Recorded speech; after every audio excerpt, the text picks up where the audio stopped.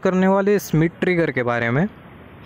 इससे पहले हमने बात किया था कंपैरेटर के बारे में। तो स्मिथ ट्रिगर समझने के लिए आपको कंपैरेटर का मतलब समझ में आना चाहिए। कंपैरेटर बेसिकली करता क्या है, कंपैरेटर में हमें बेसिकली दो टर्मिनल मिलते हैं, इन्वर्टिंग टर्मिनल और नॉन इन्वर्टिंग टर्मिनल। हम लोग दोनों टर्मिनल पर सिग्नल प्रोवाइड करते हैं और ये डिपेंड करता है कि दोनों में से कौन से टर्मिनल पर जो सिग्नल है वो हाई है। जिस भी टर्मिनल पर जो सिग्नल है वो हाई होगा तो हमें जो आउटपुट होगा वो हमें अकॉर्डिंगली मिलेगा। फॉर एग्जांपल, अगर इन्वर्टिंग टर्मिनल पर अगर सिग्नल अगर हाई है तो जो आउटपुट होगा वो आपको कैसा मिलेगा, निगेटिव मिलेगा। नॉन इन्वर्टिंग टर्मिनल पर अगर सिग्नल अगर हाई है तो आपको जो आउटपुट है वो कैसा मिलेगा, पॉजिटिव मिलेगा। तो यहाँ पर सिमिलरली यहाँ पर हम लोग बात कर लेते हैं स्मिथ ट्रिगर के बारे में। स्मिथ ट्रिगर होता क्या है, स्मिथ ट्रिगर की सबसे पहले हम लोग फंक्शनिंग समझेंगे, किस तरीके से काम करता है। फिर उसके बाद हम लोग देखेंगे कि स्मिथ ट्रिगर होता क्या है, स्मिथ ट्रिगर का एप्लीकेशन क्या होता है और स्मिथ ट्रिगर की कैरेक्टरिस्टिक के बारे में बात करेंगे। यहाँ पर अगर मैं आपको क्विकली मैं बता दूँ स्मिथ ट्रिगर करता है क्या है, स्मिथ ट्रिगर में आपको बेसिकली कंपैरेटर ही मिलेगा, कंपैरेटर सर्किट ही होती है। स्मिथ ट्रिगर करता है कि जो एनालॉग सिग्नल आपको जो दिखाई दे रहा है, ये एनालॉग सिग्नल को बेसिकली डिजिटल सिग्नल में कन्वर्ट करता है। तो यहाँ पर अगर हम लोग देखें, यहाँ पर हमें जो सिग्नल जो दिखाई दे रहा है बेसिकली कौन सा सिग्नल है, डिजिटल सिग्नल है। तो यहाँ पर ये हमें डिजिटल सिग्नल मिलता है आउटपुट में। तो यहाँ पर ये जो स्मिथ ट्रिगर है बेसिकली एनालॉग सिग्नल को कुछ इस तरीके से digital signal, square wave signal में कन्वर्ट करता है। तो स्मिथ ट्रिगर आपको जो मिलेगा वो आपको दो टाइप का मिलेगा। एक जो स्मिथ ट्रिगर है वो इन्वर्टिंग स्मिथ ट्रिगर होता है और दूसरा जो स्मिथ ट्रिगर है वो नॉन इन्वर्टिंग स्मिथ ट्रिगर है। तो आपको दो स्मिथ ट्रिगर मिलेगा, एक इन्वर्टिंग स्मिथ ट्रिगर और दूसरा नॉन इन्वर्टिंग स्मिथ ट्रिगर। तो अभी हम लोग जो स्मिथ ट्रिगर के बारे में बात करेंगे वो कौन सा स्मिथ ट्रिगर है, वो इन्वर्टिंग स्मिथ ट्रिगर है। यहाँ पर अगर आप देखो जो स्मिथ ट्रिगर है इसको हम लोग इन्वर्टिंग स्मिथ ट्रिगर क्यों बोल रहे हैं, क्योंकि आप देखो इसके पीछे का दो रीज़न होता है। पहला अगर आप रीज़न देखो कि हम लोग जो इनपुट जो दे रहे हैं वो कौन से टर्मिनल पे दे रहे हैं, इन्वर्टिंग टर्मिनल पे दे रहे हैं। तो ये रीज़न की वजह से जो स्मिथ ट्रिगर है इसको हम लोग बेसिकली बोलते हैं इन्वर्टिंग स्मिथ ट्रिगर। तो यहाँ पर हमने कंसिडर कर लिया ये स्मिथ ट्रिगर की सर्किट आपको कुछ इस तरीके से मिलेगी। यहाँ पर ये हमने कंसिडर कर लिया इन्वर्टिंग टर्मिनल, ये नॉन इन्वर्टिंग टर्मिनल को हमने ग्राउंड कर दिया। यहाँ पर ये R1 रेसिस्टेंस या R2 रेसिस्टेंस और यहाँ से हमें मिल जाएगा आउटपुट वोल्टेज। यहाँ पर हमने कंसिडर कर लिया लिमिटर -V2 और यहाँ पर हमने लिमिटर कंसिडर कर लिया +V1। जो आउटपुट वोल्टेज की जो वैल्यू है वो ये लिमिटर से ज़्यादा नहीं होगी। यहाँ पर अभी अगर हम लोग देखें, मान लेते हैं हमें यहाँ पर जो वोल्टेज जो मिल रहा है नॉन इन्वर्टिंग टर्मिनल पर, हमें जो वोल्टेज जो मिलता है उसको हम लोग बेसिकली कंसिडर करते हुए चल रहे रेफरेंस वोल्टेज। तो यहाँ पर ये नॉन इन्वर्टिंग टर्मिनल पर, यहाँ पर आप देख सकते हो एक इन्वर्टिंग टर्मिनल पर आपने सिग्नल दिया है जो कि है VI, और ये दूसरा वाला जो टर्मिनल है जिसको हम लोग बोलते हैं नॉन इन्वर्टिंग टर्मिनल, इस पर कोई सिग्नल नहीं है, ग्राउंडेड है।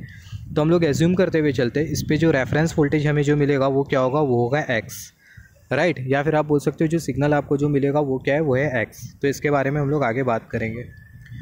तो यहाँ पर जैसे कि हमने डिस्कस किया, जो हम लोग जो इनपुट जो दे रहे हैं वो इन्वर्टिंग टर्मिनल पर दे रहे हैं। तो ये रीज़न की वजह से जो स्मिथ ट्रिगर है इसको हम लोग बेसिकली बोलते हैं इन्वर्टिंग स्मिथ ट्रिगर।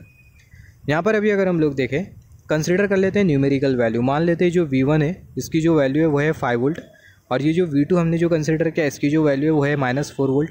यहाँ पर ये जो R1 जो रेसिस्टेंस है उसकी जो वैल्यू है वो है 2 किलो ओम और यहाँ पर ये जो R2 जो रेसिस्टेंस है इसकी जो वैल्यू है इसको हमने कंसिडर कर लिया 3 किलो ओम।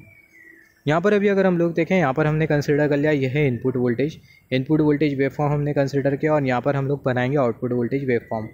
तो इनपुट वोल्टेज वेवफॉर्म आप देखो तो ये आपको कुछ इस तरीके से साइनोसॉइडल वेवफॉर्म मिल रही है, कुछ इस तरीके से आपको साइन वेव मिल रही है, राइट।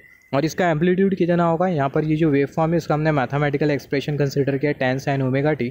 तो यहाँ पर ये जो tan है वो आपको क्या इंडिकेट कर रहा है, जो tan है वो आपको इंडिकेट कर रहा है एम्पलीट्यूड, मैक्सिमम एम्पलीट्यूड या फिर आप बोल सकते हो पीक वैल्यू। तो पीक वैल्यू आपको कितनी मिलेगी ये वेवफॉर्म की, आपको मिलेगी 10 वोल्ट। और सिमिलरली नेगेटिव में आप देखो तो आपको कितनी मिलने वाली है, आपको मिलने वाली है -10 वोल्ट। तो यहाँ पर अगर आप देखो आपको ये पता होना चाहिए, अगर ये इन्वर्टिंग टर्मिनल या फिर इन्वर्टिंग नॉन इन्वर्टिंग हम लोग नहीं बोलेंगे कॉन्सेप्ट को सिंपल रखने के लिए, ये नेगेटिव टर्मिनल पर अगर सिग्नल की वैल्यू हाई होती है तो जो आउटपुट वोल्टेज होगा वो आपको कैसा मिलेगा, नेगेटिव मिलेगा। और ये पॉजिटिव टर्मिनल पर अगर सिग्नल की वैल्यू अगर हाई होती है तो जो आउटपुट वोल्टेज है वो आपको कैसा मिलने वाला है, वो आपको मिलने वाला है पॉजिटिव। तो अगर ये पॉजिटिव टर्मिनल पर अगर सिग्नल की वैल्यू अगर हाई होती है तो आउटपुट आपको मिलेगा पॉजिटिव। नेगेटिव टर्मिनल पर अगर सिग्नल की वैल्यू हाई होती है तो जो आपको जो आउटपुट जो मिलेगा वो आपको कैसा मिलेगा, नेगेटिव मिलेगा। तो यहाँ पर अगर आप देखो, यहाँ पर आपको जो वोल्टेज जो मिल रहा है ये पर्टिकुलर पॉइंट पर ओरिजिन पर अगर आप देखो कर्सर की टिप, तो यहाँ पर आपको जो वोल्टेज जो मिलेगा वो आपको कैसा मिलेगा, 0 मिलेगा। ये पर्टिकुलर पॉइंट के जस्ट ऊपर आपको जो वोल्टेज जो मिलेगा, ये ओरिजिन के जस्ट ऊपर जो इनपुट वोल्टेज होगा वो क्या होगा, वो ग्रेटर होगा।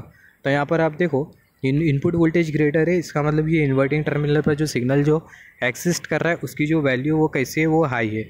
मतलब ये नेगेटिव टर्मिनल पर जो सिग्नल जो एग्जिस्ट कर रहा है उसकी जो वैल्यू है वो हाई है। मतलब पॉजिटिव टर्मिनल पर जो सिग्नल जो एग्जिस्ट कर रहा है उसकी जो वैल्यू है वो है लो। तो नेगेटिव टर्मिनल पर जो सिग्नल जो एग्जिस्ट कर रहा है उसकी जो वैल्यू है वो हाई है। तो आपको जो आउटपुट वोल्टेज जो मिलेगा वो आपको कैसा मिलने वाला है, नेगेटिव मिलने वाला है। तो आउटपुट वोल्टेज की वैल्यू किसके बराबर में होगी, -V2 के बराबर में होगी। यहाँ पर आपको कंपैरेटर का मतलब पता होना चाहिए। अगर आप कंपैरेटर का प्रिंसिपल बहुत अच्छी तरीके से समझे हो तो जो स्मिथ ट्रिगर है आपको बहुत आसानी से समझ में आने वाला है, अदरवाइज़ आपको थोड़ी डिफ़िकल्टी होगी अंडरस्टैंडिंग में। तो यहाँ पर आप देखो जो आउटपुट वोल्टेज है वो आपको कैसा मिल रहा था, नेगेटिव मिल रहा था। तो जो आउटपुट वोल्टेज है उसकी जो वैल्यू होगी वो -V2 के बराबर में होगी और V2 की वैल्यू कितनी है, -4 वोल्ट। तो आपको आउटपुट वोल्टेज कितना मिल रहा है, -4 वोल्ट मिल रहा है। तो यहाँ पर आप देखो जो आउटपुट वोल्टेज है वो आपको बेसिकली मिल रहा है -4 वोल्ट। -4 वोल्ट का हमने आउटपुट वोल्टेज कंसिडर किया। यहाँ पर ये जो वेव फॉर्म है किसके लिए, ये आउटपुट वोल्टेज के लिए वेव फॉर्म। तो जो आउटपुट वोल्टेज है वो आपको कितना मिल रहा है, -4 वोल्ट का आपको आउटपुट वोल्टेज मिल रहा है। यहाँ पर अगर हम लोग देखें, यहाँ पर हमने कंसिडर किया था जो रेफरेंस वोल्टेज है उसको हमने कैसे शो किया था, एक्स से शो किया था। मगर ये जो रेफरेंस वोल्टेज है इसे हमें कैलकुलेट नहीं किया था। तो इसे अगर हम लोग कैलकुलेट करें तो जो रेफरेंस वोल्टेज है वो आपको कितना मिलेगा, रेफरेंस वोल्टेज आपको जो मिलेगा वो आपको मिलेगा V0 × R1। जो V0 है वो ये वोल्टेज आउटपुट वोल्टेज, और यहाँ पर ये जो R1 जो रेसिस्टेंस है वो यहाँ पर, और ये R2 रेसिस्टेंस, तो यहाँ पर ये R1 + R2। तो ये हमने बेसिक इक्वेशन कंसिडर कर लिया किसके लिए, रेफरेंस वोल्टेज के लिए। तो यहाँ पर अभी आप देखो आपको आउटपुट वोल्टेज कितना मिल रहा था, हमने जैसे कि डिस्कस किया था जो आउटपुट वोल्टेज है वो आपको बेसिकली मिल रहा था -4 वोल्ट। आपको आउटपुट वोल्टेज कितना मिल रहा था, -4 वोल्ट। तो यहाँ पर अगर आप देखो, यहाँ पर ये R1 + R2, यहाँ पर हमारे पास R1 की वैल्यू भी है, R2 की वैल्यू भी है। तो अगर हम लोग R1 की वैल्यू और R2 की वैल्यू अगर हम लोग सारी की सारी वैल्यू को पुट करें तो आपको क्या मिलेगा, V0 × 2, 2 + 3 आपको मिलेगा 2/5 V0। तो आपको जो रेफरेंस वोल्टेज जो मिल रहा है उसके लिए आपको जो इक्वेशन जो मिल रहा है वो आपको मिल रहा है 2/5। यहाँ पर ये 5 है, यहाँ पर ये 2/5, और यहाँ पर ये हमने क्या कंसिडर कर लिया, V0 कंसिडर कर लिया। तो यहाँ पर अगर आप देखो जो रेफरेंस वोल्टेज के लिए हमें जो इक्वेशन जो मिल रहा है, जो रेफरेंस वोल्टेज के लिए हमें जो रिलेशन जो मिल रहा है वो आपको मिल रहा है 2/5, और यहाँ पर हमने कंसिडर कर लिया V0, राइट। आपको आउटपुट वोल्टेज आपको कितना मिल रहा था, आउटपुट वोल्टेज आपको मिल रहा था -4 वोल्ट। आउटपुट वोल्टेज आपको कितना मिल रहा था, -4 वोल्ट मिल रहा था। तो ये V0 की जगह आपको क्या पुट करना है, -4 वोल्ट। तो अगर आप -4 वोल्ट पुट करोगे तो आपको क्या मिल जाएगा, 2/5 × -4 आपको मिल जाएगा -8/5। इसको कैलकुलेट करोगे आपको क्या मिल जाएगा, -1.6 वोल्ट। तो आपको कितना मिला, आपको मिला -1.6 वोल्ट। तो यहाँ पर ये जो -1.6 वोल्ट आपको जो मिला है बेसिकली है क्या, ये है थ्रेशोल्ड वोल्टेज। तो जो -1.6 वोल्ट है उसको हमने यहाँ पर शो किया, ये हमने कंसिडर कर लिया -1.6 वोल्ट। यहाँ पर ये जो लाइन सेगमेंट हमने जो कंसिडर किया ये किसके लिए, ये है -1.6 वोल्ट के लिए। ये जो लाइन सेगमेंट है बेसिकली -1.6 वोल्ट के लिए हमने कंसिडर कर लिया लाइन सेगमेंट। अभी यहाँ पर अगर आप देखो, यहाँ पर आपको बेसिकली मिलेगा पॉइंट ऑफ इंटरसेक्शन। तो यहाँ पर आप देखो ये जो पर्टिकुलर जो पॉइंट है वो आपको क्या इंडिकेट कर रहा है, पॉइंट ऑफ इंटरसेक्शन। मतलब ये जो साइन वेव और यहाँ पर ये जो लाइन सेगमेंट हमने जो बनाया इसके बीच का जो पॉइंट ऑफ इंटरसेक्शन है वो हमें यहाँ पर दिखाई दे रहा है, जो कि कर्सर की टिप शो करती है। तो हमने ये कंसिडर कर लिया पॉइंट ऑफ इंटरसेक्शन।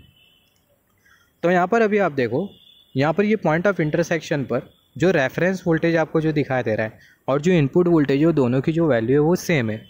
तो यहाँ पर आप देखो जो रेफरेंस वोल्टेज हमने जो कंसिडर किया और ये जो इनपुट वोल्टेज है वो दोनों की जो वैल्यू कैसी है, वो सेम है। कहाँ तक के, ये रेफरेंस पॉइंट पर हमें जो इनपुट वोल्टेज ये जो इंटरसेक्शन पॉइंट है, ये इंटरसेक्शन पॉइंट पर हमें जो रेफरेंस वोल्टेज और जो इनपुट वोल्टेज जो मिल रहा है दोनों की जो वैल्यू वो कैसी है, वो है सेम, राइट। यहाँ पर ये जो आपको जो रेफरेंस वोल्टेज और जो इनपुट वोल्टेज आपको जो मिल रहा है, ये इनपुट वोल्टेज और ये रेफरेंस वोल्टेज, इन्वर्टिंग टर्मिनल पर जो वोल्टेज था वो था VI, नॉन इन्वर्टिंग टर्मिनल पर जो वोल्टेज हम लोग जो कंसिडर करते हुए चल रहे थे वो था रेफरेंस वोल्टेज। तो यहाँ पर आप देखो जो इंटरसेक्शन पॉइंट आपको जो दिखाई दे रहा है, ये इंटरसेक्शन पॉइंट पर जो इनपुट वोल्टेज और जो रेफरेंस वोल्टेज है दोनों की जो वैल्यू वो कैसी है, दोनों की जो वैल्यू बराबर है। तो यहाँ पर अगर आप देखो ये जो -4 वोल्ट का आपको जो आउटपुट जो मिल रहा था वो आपको कांस्टेंट मिलेगा कब तक के, ये पॉइंट ऑफ इंटरसेक्शन तक के। तो अगर हम लोग देखें -4 वोल्ट तक के हमें जो आउटपुट जो मिल रहा है हमें कांस्टेंट मिल रहा है वो पॉइंट ऑफ इंटरसेक्शन तक के। ऐसा क्यों मिल रहा है, क्योंकि अगर हम लोग देखें ये पॉइंट ऑफ इंटरसेक्शन तक के, या फिर आप बोल सकते हो पॉइंट ऑफ इंटरसेक्शन से पहला जो इनपुट वोल्टेज की जो वैल्यू और रेफरेंस वोल्टेज के कंपैरिजन में ज़्यादा है। तो ये रीज़न की वजह से आपको जो वोल्टेज जो मिल रहा है वो आपको कांस्टेंट मिल रहा है -4 वोल्ट का। मगर ये पॉइंट ऑफ इंटरसेक्शन पर आप देखो, ये पॉइंट ऑफ इंटरसेक्शन पर इनपुट वोल्टेज और जो रेफरेंस वोल्टेज है दोनों की जो वैल्यू होती है वो बराबर में होती है। मगर ये पॉइंट ऑफ इंटरसेक्शन की जस्ट बात होता क्या है, जो इनपुट वोल्टेज की जो वैल्यू कम हो जाती है और जो रेफरेंस वोल्टेज की जो वैल्यू वो क्या हो जाती है, ज़्यादा हो जाती है। रेफरेंस वोल्टेज की वैल्यू ज़्यादा हो जाती है, इनपुट वोल्टेज की वैल्यू कम हो जाती है। इसका मतलब क्या है कि इसका मतलब जो पॉजिटिव टर्मिनल पर जो सिग्नल है उसकी जो वैल्यू है वो कैसी हो गई, हाई हो गई। पॉजिटिव टर्मिनल पर जो सिग्नल है उसकी वैल्यू हाई हो गई। इसका मतलब आपको जो आउटपुट वोल्टेज होगा वो आपको कैसा मिलेगा, प्लस V1 आपको मिलेगा। तो यहाँ पर आप देखो प्लस V1, और V1 की वैल्यू कितनी है, 5 वोल्ट। तो यहाँ पर आप देखो ये पर्टिकुलर पॉइंट के जस्ट बाद होगा क्या, आपका जो आउटपुट वोल्टेज है वो कितना हो जाएगा, 5 वोल्ट हो जाएगा। तो यहाँ पर आप देखो आपका जो आउटपुट वोल्टेज है कितना हो गया, 5 वोल्ट हो गया। आपका आउटपुट वोल्टेज कितना हो गया, 5 वोल्ट हो गया। सिमिलरली ये 5 वोल्ट कब तक के बना रहेगा,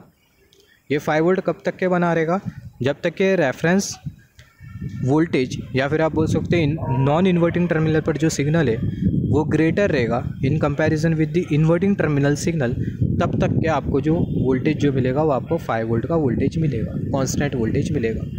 तो जो V0 की जो वैल्यू वो आपको कितनी मिल रही है, 5 वोल्ट मिल रही है। तो यहाँ पर आप देखो, यहाँ पर अगर आप V0 की जगह 5 वोल्ट पुट कर दो तो आपको क्या मिल जाएगा, आपको मिल जाएगा 2/5 × 5। इसको आप अगर कैलकुलेट करोगे तो जो रेफरेंस वोल्टेज है उसकी जो वैल्यू है वो आपको मिलेंगी 2 वोल्ट। तो यहाँ पर बेसिकली आपको एक थ्रेशोल्ड वोल्टेज कंसिडर करना होगा जो कि होगा 2 वोल्ट का। तो यहाँ पर आप देखो, यहाँ पर हमने 2 वोल्ट का वोल्टेज कंसिडर किया, या फिर आप बोल सकते हो यहाँ पर हमने 2 वोल्ट के लिए 2 वोल्ट का जो वोल्टेज है उसके लिए हमने यहाँ पर लाइन सेगमेंट कंसिडर कर ली। जैसे कि हमने यहाँ पर -1.6 वोल्ट के लिए लाइन सेगमेंट कंसिडर करी थी, सिमिलरली यहाँ पर हमने 2 वोल्ट के लिए लाइन सेगमेंट कुछ इस तरीके से कंसिडर कर ली। अभी यहाँ पर आपको देखना है जो लाइन सेगमेंट है वो कहाँ पर आके इंटरसेक्ट कर रही है। जो लाइन सेगमेंट है पर्टिकुलर पॉइंट पर आके इंटरसेक्ट कर रही है। आपको आगे बढ़ते जाना है, पीछे नहीं आना है। जो इंटरसेक्शन पॉइंट कंसीडर करने के लिए आपको आगे जाते जाना है, पीछे आपको नहीं आना है। जैसे फॉर एग्जांपल यहाँ पर हमने इंटरसेक्शन पॉइंट कंसीडर किया, नेक्स्ट इंटरसेक्शन पॉइंट आपको आगे मिलेगा। तो जो आगे वाला जो इंटरसेक्शन पॉइंट है वो आपको यहाँ पर मिला, ये पर्टिकुलर पॉइंट पर मिला। तो यहाँ पर आप देखो जो पर्टिकुलर जो पॉइंट आपको जो दिखाई दे रहा है जो कि इंटरसेक्शन पॉइंट, ये पर्टिकुलर पॉइंट तक के आपको जो आउटपुट वोल्टेज होगा वो आपको कैसा मिलेगा, 5 वोल्ट मिलेगा। तो पर्टिकुलर पॉइंट तक के आपको जो आउटपुट वोल्टेज है वो आपको कैसा मिल रहा है, 5 वोल्ट मिल रहा है। आपको आउटपुट वोल्टेज 5 वोल्ट क्यों मिल रहा है, वो पर्टिकुलर पॉइंट तक के, क्योंकि वो पर्टिकुलर पॉइंट तक के, ये पर्टिकुलर पॉइंट ऑफ इंटरसेक्शन तक के जो रेफरेंस वोल्टेज की जो वैल्यू है, या फिर आप बोल सकते हो नॉन इन्वर्टिंग टर्मिनल पर जो सिग्नल जो एग्जिस्ट कर रहा है उसकी जो वैल्यू है वो ग्रेटर है in comparison with this signal जो कि इन्वर्टिंग टर्मिनल पर एग्जिस्ट कर रहा है। तो ये रीज़न की वजह से ये पर्टिकुलर पॉइंट तक के आपको जो वोल्टेज जो मिलेगा वो आपको कितने मिलने वाला है, 5 वोल्ट मिलने वाला है। फिर ये पर्टिकुलर पॉइंट पर बेसिकली होगा क्या, ये पर्टिकुलर पॉइंट पर आपका जो इनपुट वोल्टेज और जो रेफरेंस वोल्टेज है वो बराबर में हो जाएंगे। फिर ये पर्टिकुलर पॉइंट के जस्ट बाद, ये पर्टिकुलर पॉइंट के जस्ट ऊपर, ये पर्टिकुलर पॉइंट के जस्ट ऊपर होगा क्या, ये पर्टिकुलर पॉइंट के जस्ट ऊपर आपका जो इनपुट वोल्टेज है अगेन रेफरेंस वोल्टेज के कंपैरिजन में ज़्यादा हो जाएगा। ये पर्टिकुलर पॉइंट के जस्ट ऊपर आप अगर देखो, अगर आपको ग्राफिकल नॉलेज बहुत अच्छी है तो आप यहाँ से आइडेंटिफाई कर सकते हो, ये पर्टिकुलर पॉइंट के ऊपर, ये पर्टिकुलर पॉइंट के ऊपर आपका जो इनपुट वोल्टेज होगा, एक्चुअली कर्सर मूव नहीं कर पा रहा है ऊपर तक के, जो पर्टिकुलर पॉइंट आपको जो दिखाई दे रहा है ये पर्टिकुलर पॉइंट के ऊपर आपका जो इनपुट वोल्टेज है वो रेफरेंस वोल्टेज के कंपैरिजन में ज़्यादा हो जाएगा, राइट। तो आपका जब इनपुट वोल्टेज रेफरेंस वोल्टेज के कंपैरिजन में ज़्यादा हो जाएगा तो अगेन यहाँ पर होगा क्या, इनपुट वोल्टेज रेफरेंस वोल्टेज के कंपैरिजन में ज़्यादा हुआ, इसका मतलब इन्वर्टिंग टर्मिनल पर जो सिग्नल है उसकी जो वैल्यू ज़्यादा हुई, इसका मतलब आपको जो आउटपुट वोल्टेज है वो अगेन आपको नेगेटिव मिलेगा, -V2 मिलेगा। और V2 कितना है, यहाँ पर ये जो -V2 हमने जो कंसीडर किया उसको हमने यहाँ पर लिखा है V2 और यहाँ पर ये -4 वोल्ट। तो यहाँ पर अगर हम लोग देखें अगेन आपका जब इनपुट वोल्टेज ग्रेटर होगा रेफरेंस वोल्टेज के कंपैरिजन में, तो आपको जो आउटपुट वोल्टेज जो मिलेगा वो आपको कितना मिलेगा, -4 वोल्ट मिलेगा। तो अगेन आप देखो आपको जो आउटपुट वोल्टेज जो मिलेगा वो आपको कितना मिलेगा, -4 वोल्ट मिलेगा।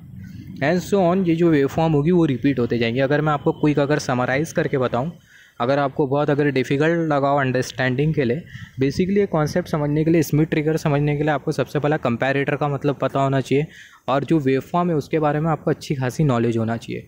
अगर आपको नॉलेज अगर होती है तभी आप स्मिथ ट्रिगर का जो कॉन्सेप्ट है उसको बहुत अच्छी तरीके से ग्रैब कर पाओगे। मगर यहाँ पर मैं फिर से आपको समराइज़ कर देता हूँ। यहाँ पर हमने ये देखा जब तक कि ये इनपुट वोल्टेज की वैल्यू रेफरेंस वोल्टेज के कंपैरिजन में ज़्यादा होती है तब तक कि हमें जो आउटपुट वोल्टेज जो मिलता है वो हमें मिलता है -4 वोल्ट। फिर उसके बाद जैसे ये इनपुट वोल्टेज की वैल्यू रेफरेंस वोल्टेज के कंपैरिजन में कम हो जाती है, या फिर हम लोग बोल सकते हैं जैसे ये रेफरेंस वोल्टेज इंक्रीज़ कर जाता है इनपुट वोल्टेज के कंपैरिजन में, तो जो आउटपुट वोल्टेज है वो हमें मिल जाता है 5 volt, right, and so on. और ये जो प्रोसेस होता है वो रिपीट होते जाता है। तो यहाँ पर अगर हम लोग देखें, यहाँ पर आपको क्या दिखाई दे रहा है, यहाँ पर ये आपको एनालॉग सिग्नल दिखाई दे रहा है। एनालॉग सिग्नल कौन से सिग्नल में कन्वर्ट हो गया, डिजिटल सिग्नल में कन्वर्ट हो गया, या फिर आप बोल सकते हो स्क्वायर वेव सिग्नल में कन्वर्ट हो गया। और ये स्क्वायर वेव सिग्नल कैसा सिग्नल है, डिजिटल सिग्नल है। तो यहाँ पर अगर हम लोग देखें, ये जो स्मिथ ट्रिगर है बेसिकली करता क्या है, ये जो स्मिथ ट्रिगर है वो कंपैरेटर ही होता है। Schmitt trigger is a comparator circuit which converts analogue input signal into digital output signal. जो स्मिथ ट्रिगर होती है बेसिकली कंपैरेटर सर्किट ही होती है जो कि एनालॉग इनपुट सिग्नल को डिजिटल आउटपुट सिग्नल में कन्वर्ट कर देती है। यहाँ पर अगर आप देखो, यहाँ पर ये जो स्मिथ ट्रिगर है इसको हम लोग इन्वर्टिंग स्मिथ ट्रिगर क्यों बोल रहे हैं, क्योंकि अगर हम लोग देखें यहाँ पर आपका जब आपका इनपुट सिग्नल हाई वैल्यू से लो वैल्यू पे जाता है, जब आपका इनपुट सिग्नल हाई वैल्यू से लो वैल्यू पे जाता है तो आपका जो आउटपुट सिग्नल है वो लो टू हाई जाता है। सिमिलरली जब आपका input signal low to high जाता है तब आपका जो आउटपुट सिग्नल है वो हाई टू लो जाता है। तो यहाँ पर बहुत ही क्लियर है, जब आपका input signal high to low हो जाता है तो आपका जो आउटपुट सिग्नल है वो लो टू हाई जाता है, और जब आपका input signal low to high जाता है तो आपका जो आउटपुट सिग्नल है वो हाई टू लो हो जाता है। तो यहाँ पर हमें क्या मिल रहा है, हमें इन्वर्जन मिल रहा है।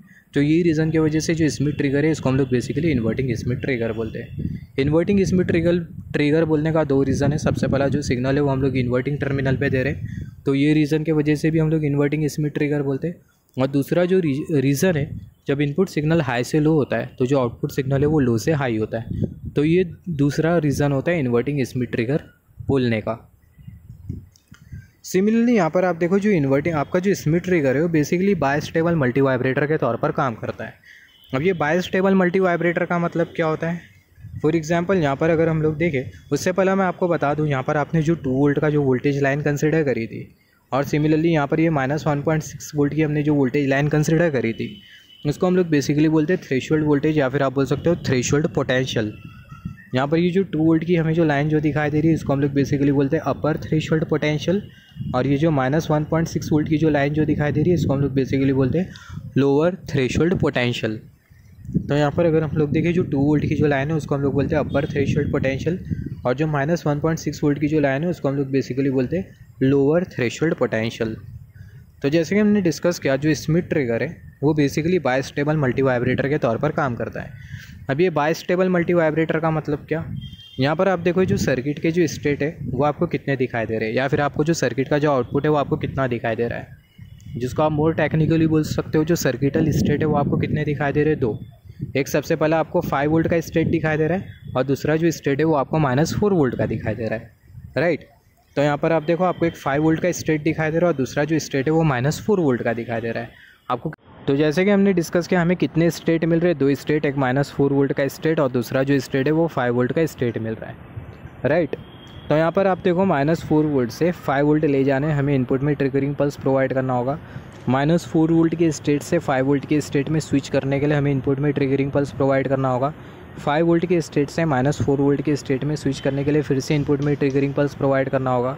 तो यहाँ पर ये जो स्टेट है, या फिर आप बोल सकते हो जो आउटपुट है, इसको चेंज करने के लिए हमें कितने बार ट्रिगरिंग पल्स प्रोवाइड करना पड़ रहा है, 2 बार ट्रिगरिंग पल्स प्रोवाइड करना पड़ रहा है। इसका मतलब हमें 2 स्टेबल स्टेट मिल रहे हैं, और ये 2 स्टेबल स्टेट को हम लोग बेसिकली बोलते हैं bistable state.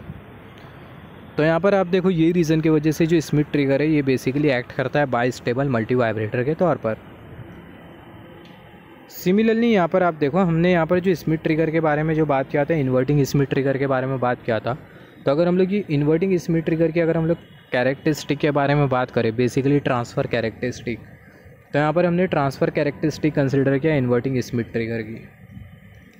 Inverting Schmitt trigger की अगर हम लोग ट्रांसफ़र कैरेक्टरिस्टिक कंसिडर करें तो जो ट्रांसफ़र कैरेक्टरिस्टिक होगी वो हमें कुछ इस तरीके से मिलेंगी। यहाँ पर हमें बेसिकली क्या मिल रहा है, यहाँ पर हमें बेसिकली मिल रही है हिस्टेरिसिस लूप, और यहाँ पर ये जो हिस्टेरिसिस लूप है कौन से डायरेक्शन में, क्लॉकवाइज डायरेक्शन में।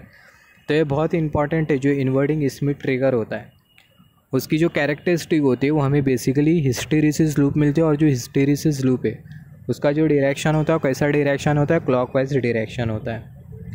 सिमिलरली बात कर लेते हैं नॉन इन्वर्टिंग स्मिथ ट्रिगर के बारे में। यहाँ पर ये जो स्मिथ ट्रिगर है इसको हम लोग नॉन इन्वर्टिंग स्मिथ ट्रिगर क्यों बोल रहे हैं, क्योंकि हम लोग जो इनपुट जो दे रहे हैं वो हम लोग नॉन इन्वर्टिंग टर्मिनल पे दे रहे हैं। तो ये रीज़न की वजह से जो स्मिथ ट्रिगर है इसको हम लोग बोल रहे हैं नॉन इन्वर्टिंग स्मिथ ट्रिगर। और सिमिलरली यहाँ पर आप देखो जो नॉन इन्वर्टिंग स्मिथ ट्रिगर के लिए जो वेव फॉर्म होगी वो आपको कुछ इस तरीके से मिलेगी। जब इनपुट सिग्नल हाई से लो जाता है तो आपका जो आउटपुट सिग्नल है वो भी हाई से लो जाता है। सिमिलरली जब आपका इनपुट सिग्नल लो से हाई जाता है तो आपका जो आउटपुट सिग्नल है वो भी लो से हाई जाता है। तो ये रीज़न की वजह से आपका जो स्मिथ ट्रिगर है उसको हम लोग बेसिकली बोल रहे हैं non inverting Schmitt trigger. Non inverting Schmitt trigger हम लोग क्यों बोल रहे हैं, क्योंकि जो इनपुट हम लोग जो दे रहे हैं वो नॉन इन्वर्टिंग टर्मिनल पे दे रहे हैं। तो ये रीज़न की वजह से जो स्मिथ ट्रिगर है उसको हम लोग बोल रहे हैं नॉन इन्वर्टिंग स्मिथ ट्रिगर। और सिमिलरली वेव फॉर्म से अगर हम लोग समझे, जब इनपुट सिग्नल हाई से लो जाता है तो हमारा जो आउटपुट सिग्नल है वो भी हाई से लो जाता है। तो यहाँ पर हमें कोई इन्वर्शन नहीं दिखाई दे रहा है। तो यही रीज़न की वजह से यहाँ पर ये जो स्मिथ ट्रिगर है इसको हम लोग बोलते हैं नॉन इन्वर्टिंग स्मिथ ट्रिगर। अगर हम लोग ये नॉन इन्वर्टिंग स्मिथ ट्रिगर क्या अगर हम लोग ट्रांसफ़र कैरेक्टरिस्टिक कंसिडर करें तो नॉन इन्वर्टिंग स्मिथ ट्रिगर की ट्रांसफ़र कैरेक्टरिस्टिक हमें कुछ इस तरीके से मिलेगी। यहाँ पर हमें बेसिकली क्या मिल रहा है, यहाँ पर हमें मिल रही है हिस्टेरिसिस लूप। और ये जो हिस्टेरिसिस लूप है इसका जो डायरेक्शन है वो कौन सा डायरेक्शन है, एंटी क्लॉकवाइज डायरेक्शन है। तो ये बहुत इंपॉर्टेंट है। जो नॉन इन्वर्टिंग स्मिथ ट्रिगर होता है उसकी जो ट्रांसफ़र कैरेक्टरिस्टिक होती है वो हमें एक हिस्टेरिसिस लूप के फॉर्म में मिलती है। और जो हिस्टेरिसिस लूप है उसका जो डायरेक्शन होता है वो एंटी क्लॉकवाइज डायरेक्शन होता है। सिमिलरली जो इस इन्वर्टिंग स्मिथ ट्रिगर है उसकी जो ट्रांसफ़र कैरेक्टरिस्टिक होती है वो हमें कुछ इस तरीके से मिलती है, हिस्टेरिसिस लूप के फॉर्म में मिलती है।